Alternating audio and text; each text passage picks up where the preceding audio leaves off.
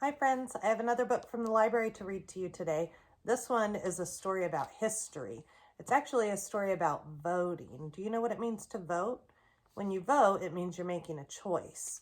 And everybody should be able to vote, right? But a long time ago, that's not how it was.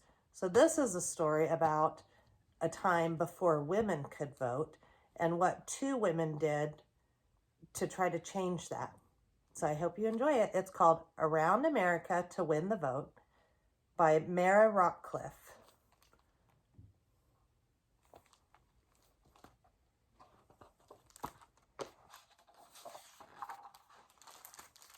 On April 6, 1916, a little yellow car set out from New York City.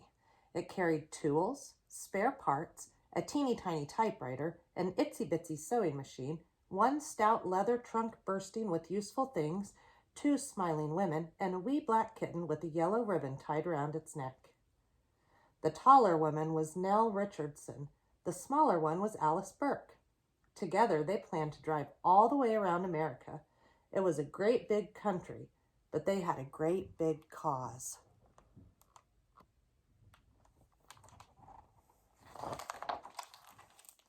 Votes for women, Alice told reporters. Votes for women, Nell agreed. They said the typewriter and the sewing machine were all part of their plan. If anyone said women didn't have the brains to vote, then Nell would dash a poem right off then and there to prove they did.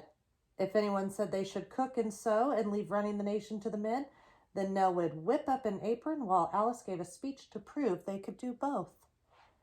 And if the two of them could circle the United States, 10,000 bumpy, muddy, unmapped miles, facing danger and adventure all alone with just each other and a kitten in their little yellow car, well, that would prove that women can do anything. So off they went.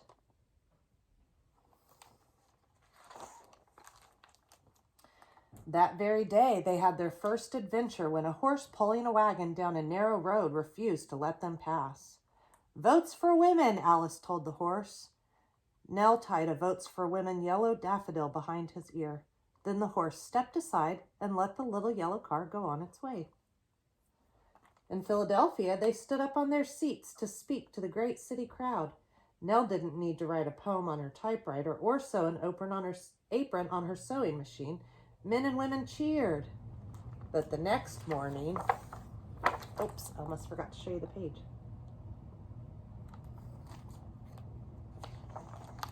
Blizzard! Nell and Alice dug into the trunk of useful things. They put on their raincoats and their rubber hats and drove through howling wind and swirling snow to Baltimore. Look at that snow. That's kind of neat how they made that picture, isn't it? Swirling all around their car. Where they arrived in time to be the guests of honor at a very fancy party. The trunk held a few useful things for parties, too, like their yellow party dresses. The next day, when they stopped for gas, a crowd of men clustered around the little yellow car. Alice hopped up on the seat to give her speech, but no one listened. So she told them about the car instead. Votes for women, the men said, and waved as Nell and Alice drove away.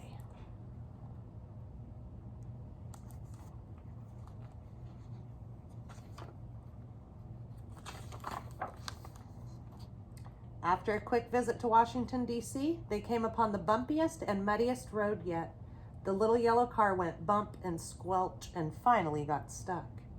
As the car sank, Nell and Alice jumped into the icy stream. They cranked and cranked and cranked the engine, but it wouldn't start.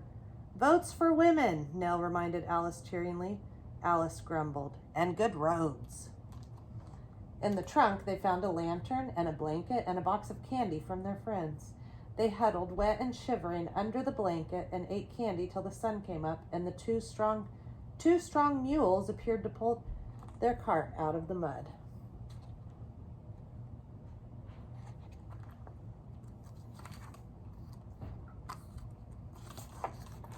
In Virginia, Nell and Alice passed a school and all the children ran to see the little yellow car. They hung all over it and wouldn't let the women or the kitten go till Alice promised to send them a picture postcard from someplace extremely far away. They drove into North Carolina, passing fields of singing birds and butterflies and goldenrod.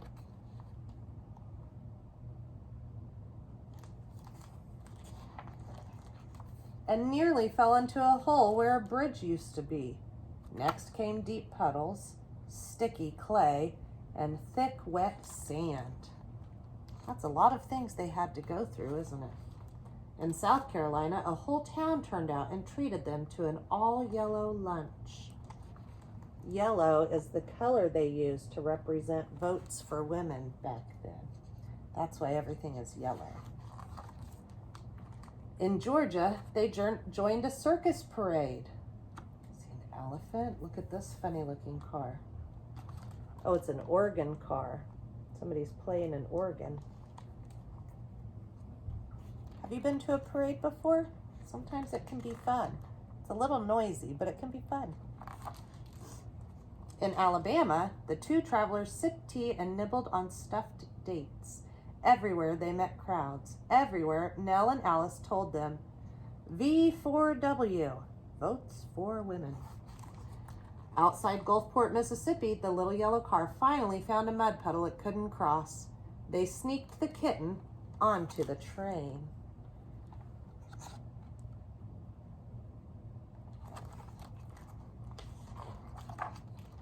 And smuggled into a fine hotel in New Orleans.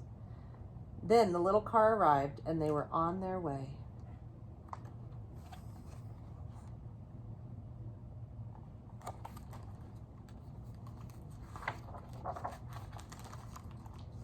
They dodged bullets by the Rio Grande, drove on through the desert of New Mexico, and got lost for days in Arizona until finally they reached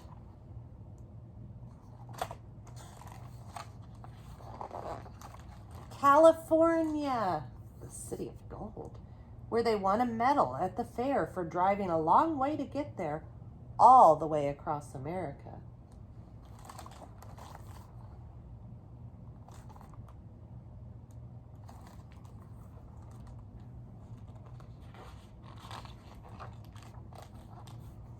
But they were only halfway to the finish line. They still had lots of miles and lots of adventures on the road ahead. Here's where they started, and they've drove all this way. That's a long ways.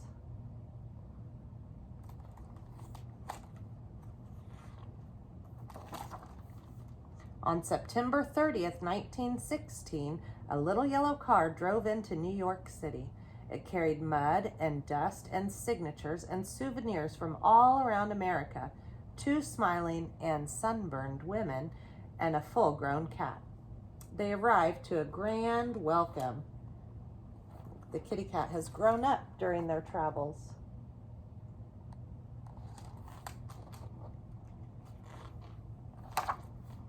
And a great big yellow cake.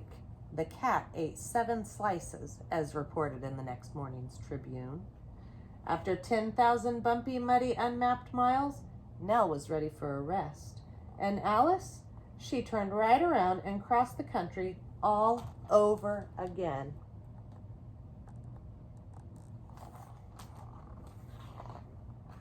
This time she took the train. The end. There's some more pages back here that tell you lots of things about voting and what it was like back then and how we were able to make changes for how it is today. So if you have questions about that, you can ask your grown-up, or you can go to the library and check this book out for yourself. I hope you guys liked the story, and I'll see you next time. Bye.